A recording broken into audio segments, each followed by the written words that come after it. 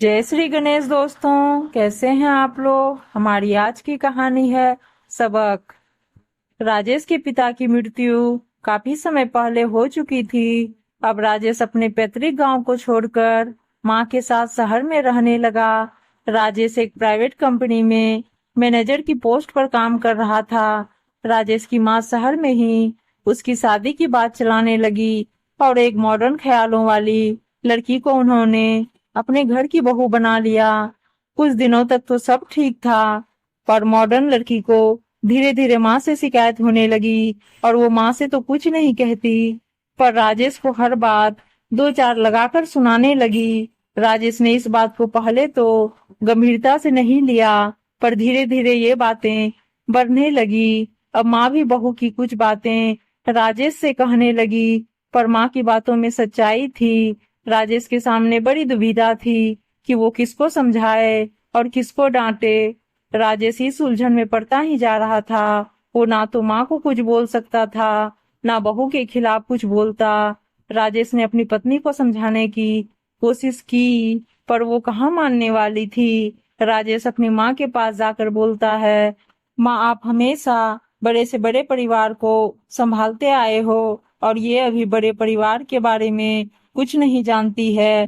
माँ, आप ही इसका कोई हल निकालो ताकि हर रोज रोज का टंटा खत्म हो। माँ, मैं जानता हूँ आपकी कोई गलती नहीं है, पर उसे कुछ समझाने के बजाय कुछ करना होगा। अब बहू को कुछ समझाने के लिए एक प्लान बनाया गया। माँ को कुछ दिनों के लिए गांव भेज दिया और 2 दिन बाद करीब रात को 2 बजे राजेश के पेट में बहुत जोर का दर्द होने लगा। ये दर्द राजेश की एक्टिंग थी। दर्द इतनी तेज थी कि राजेश जोर जोर से चिल्लाने लगा। राजेश की पत्नी रश्मि को कुछ समझ नहीं आ रहा था कि क्या किया जाए। राजेश की हालत देख वह भी भावुक होने लगी और रोने लगी। उसे कुछ समझ नहीं आ रहा था कि इतनी रात को करे तो क्या करे।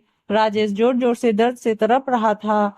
रश्मि ने डॉक्टर को फोन करने की कोशिश की, पर कॉल नहीं लग पा रहा था। गाड़ी वाले से बात हो नहीं पा रही थी। रश्मि को अचानक माँ को फोन करने का ख्याल आया और उसने माँ को फोन किया।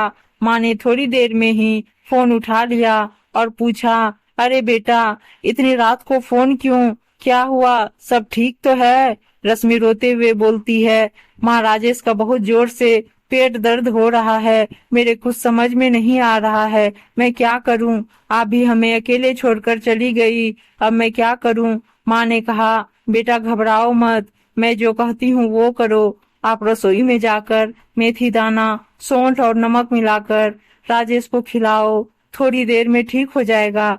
रश्मि ने तुरंत बताए नुस्खे को अपनाया और राजेश थोड़ी देर बाद नॉर्मल हो गया। रश्मि अब राजेश को गले लगाकर जोर से रोने लगी और कहा, आपकी ऐसी हालत मुझसे बर्दाश्त नहीं होती। आज माँ जी नहीं होती तो क्या होता। रश्मि ने माँ को फोन किया और कहा, माँ, अब कल ही वापस आ जाइए। मैं अब समझ गई हूँ कि परिवार में बड़े सदस्यों का क्या महत्व होता है। मैं अपनी गलतियों के लिए आपसे क्षमा मांगती हूँ। अब आप सुबह ही घर आ जाना प्लीज। माँ ने कहा, ठीक है बेटा, मैं आती हूँ। छोटे से नुस्खे ने पूरे परिवार को फिर से खुशियों से भर दिया। उम्मीद है दोस्तों कहानी अच्छी लगी होगी और अच्छी अच्छी कहानियां सुनने के लिए चैनल को सब्सक्राइब जरूर कर लीजिएगा और इस वीडियो को लाइक शेयर। धन्यवाद दोस्तों।